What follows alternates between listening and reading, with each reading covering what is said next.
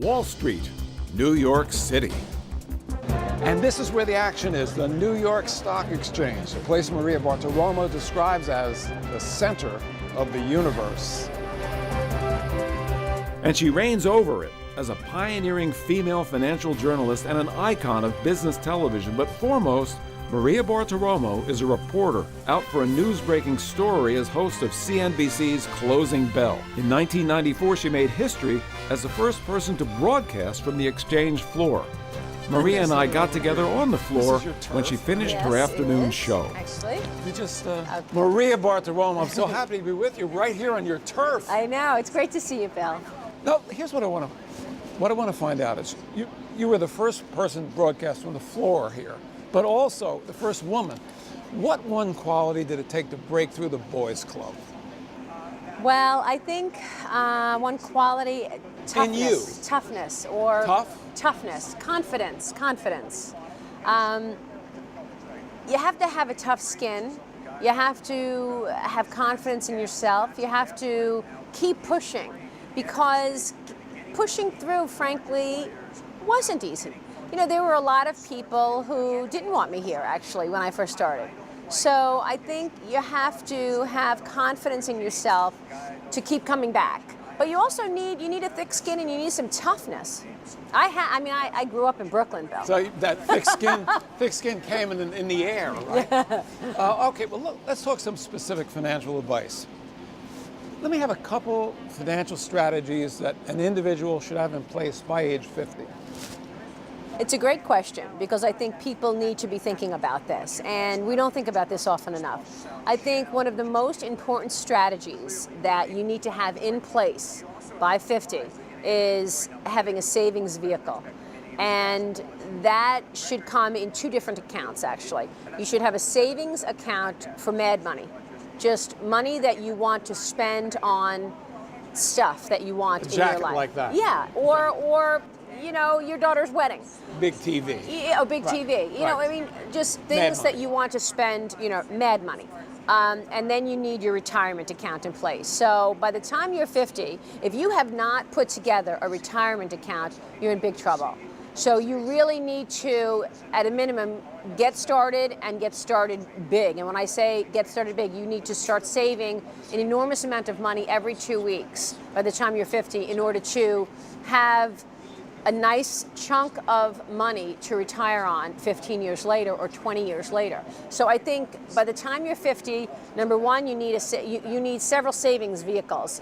One certainly for mad money, and one definitely for retirement. Like another strategy somebody age 50 should have in place by the time they're 50. No debt. By the time you're 50, you should not be carrying heavy debt load. Credit cards, get it out of get it out of your life. I mean, this is just the monkey on your back. And it will be very, very difficult to save and to have a carefree life and financial independence if you have that monkey on your back. So by the time you're 50, you should be looking at no debt. At a minimum, maybe you can still have your mortgage, which you need to pay down. That's okay. But eliminate the debt. One more. I think you need insurance in place. I think you need, various kinds of insurance, and that really is a longer conversation. There's term insurance. There's obviously insurance for the things that you have in your life, your home, your car, etc. Long-term health care insurance? Long-term health care insurance. You need to ensure that you have the ability to pay for those curveballs that life throws you in terms of sickness, in terms of caring for yourself. So you need the health insurance in place. Give me one more.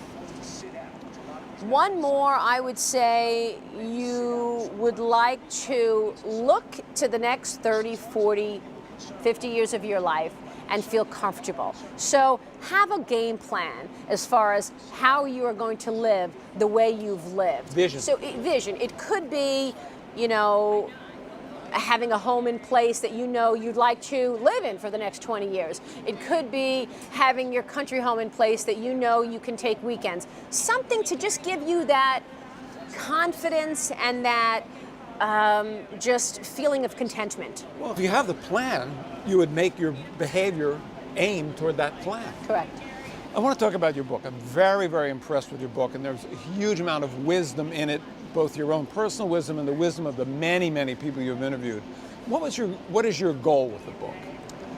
My goal with the book was to motivate people, to empower people. You know, I started thinking about writing this book because it was a total departure for me. Because I normally write about business, the economy, finance, but this book is not about that at all. It's about personal behavior. It's about personal behavior, it's about success from within.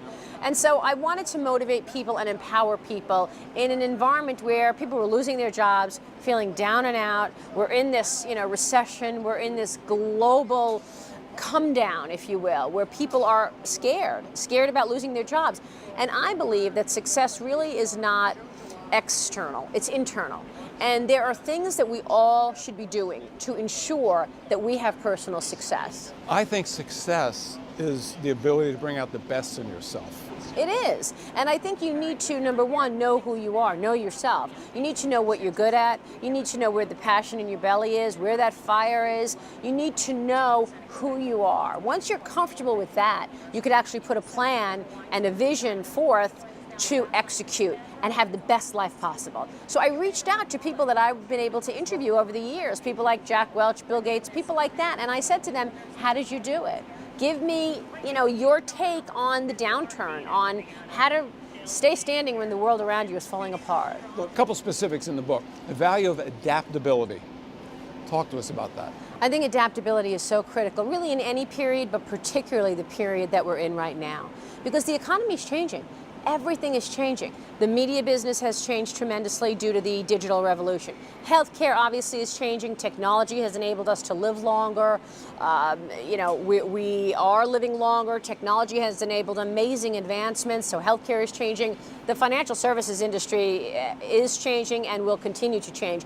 So I think right now we all need to look inside to figure out what are our skill sets and where are the holes in those skill sets. And I think in order to survive and hopefully thrive in this new environment, in this changed environment, we need to figure out what we are lacking. It could be that we need training. Lacking. Absolutely. It could be we need new training. I mean, you would not want your doctor to stop learning. You want your doctor to keep up with all the innovations. Unfortunately, that's happening in every industry. There's amazing change happening, and we need to figure out what it will take to thrive and survive in those industries. So one guy said to me when I was researching the book, Maria, I've been working on a steel mill for 30 years. I have a family of 5 that I am supporting. What do I know about making solar panels? And he's absolutely right. He knows nothing about making solar panels. And so there needs to be an adaptability, a shift in how he thinks about things and how he thinks about what he's producing. And that is across the board. I think adaptability is critical. I like to say change is inevitable. Growth from that change is optional.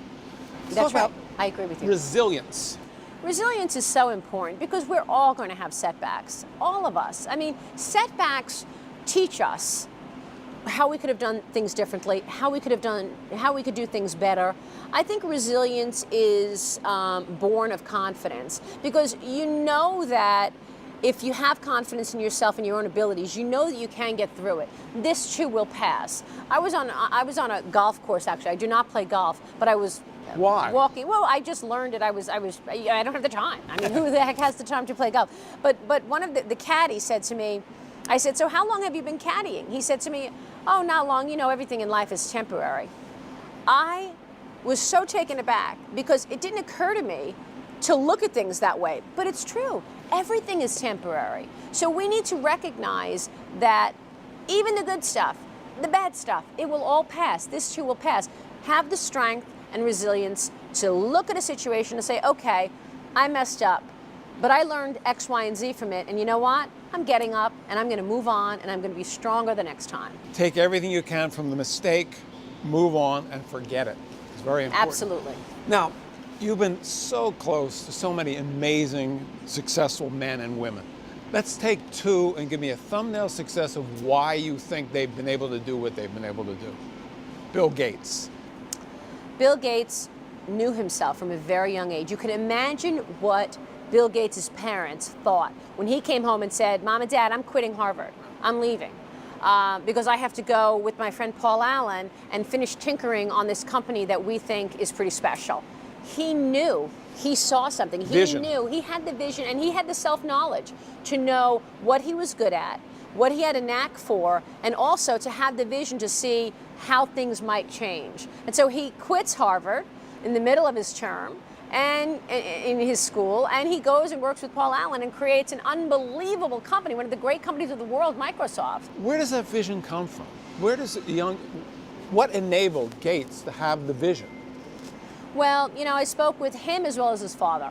And his father said that Bill Gates wasn't necessarily, this whiz kid, brilliant kid that they just always knew would be special. But he was lucky because when he was a very young boy, in his classroom, there was a big old computer, which he just took to. Luck. And he started playing with it. And he said, it could have been different if he didn't go to that school on that block with that computer in the basement. In that room. Yeah, in that room. But he had this curiosity, and the curiosity was around technology and this big computer. And he actually saw something that few people did. Warren Buffett. Warren Buffett wants to be known as the billionaire next door, and I think that's exactly what he is, because he's very humble and sort of is like a regular guy, still lives in the same house that he always has, before he made the billions. But there's a lot of humble, regular guys out there who aren't Warren Buffett. What Right. internal qualities? I think he keeps it simple. If it looks too good to be true, it probably is. How do you make money? How does this company make money? Okay, I'm not going to tinker with something I know nothing about. I'm going to put the right managers in place, and they're going to run it. He's got a keen sense for what works in investing, and he keeps it very simple and on the ground, very straightforward. Focus. We may have covered this already, but the fastest growing demographic in the United States is people living to be 100 years old and beyond. What do you think the financial implications are for that group of people? I think there are tremendous implications of the demographics that we're seeing in this country. I went to the Stanford Longevity Center recently, and I met with the director there, and she said to me, Maria, we're always talking about this crisis because we're living longer. Hello? We're living longer. This is not a crisis. This is a fantastic thing. I'm very happy for it. We need to be able to work longer, enable ourselves to live longer, more vibrantly. You want to die young at a very old age. Yeah. And so that's what's happening. There are major implications in terms of Social Security, in terms of health care. There's no doubt about it. We're running out of money. Yeah. We're not going to be able to afford this. So people are going to have to take on this responsibility themselves. But broadly speaking, this is a wonderful thing. I went to the Cleveland Clinic. The technology that the Cleveland Clinic has is extraordinary. In one corner of the 150-acre institution is these amazing ultrasound machines. I walked in an operating room. It was a huge room. I was in the corner, and they were operating on a woman's heart. Several hands inside the body, and then all TV screens all around, monitors, showing you every corner of the woman's body. You go to another part of the Cleveland Clinic, and there are robots walking around. These robots are programmed, and they're programmed to go to one end of the clinic. They look like laundry baskets with eyes on the bottom, with lights that look like eyes, and they're programmed to go to one end of the clinic, pick up medical equipment, put it in the basket, deliver it to somewhere else 180 acres later. There's so much technology going on enabling all of this. Robot orderlies. Robots are definitely persisting in a number of industries. Just a couple last things. First, the family restaurant, the Rex. You're a hat check girl there as a teenager. What enduring lesson of success is still with you from those days at the Rex in your family restaurant? Dealing with people. It's a service business. You need to recognize it's not about you. It's about the customer. I learned that from a very young age, being the coat check girl. And I loved it. I'm very proud of that. I think that has stayed with me, knowing that it's not about me. It's about the viewer. It's about the reader. It's about the person you're serving. Service business. What was your biggest tip? My biggest tip? Yeah. Love what you do. Work really hard. There are no shortcuts, and do the right thing. Those are my tips. Love what you do. Love what you do. No shortcuts. No shortcuts. Do Work the right hard. thing. Do the right thing. Don't try to do the right thing. Just do it. Maria, it is such a pleasure to be with you here. Thank you. It's such an honor. Thank you for having me. I really appreciate it. No, it's just been great, and I got to start saving.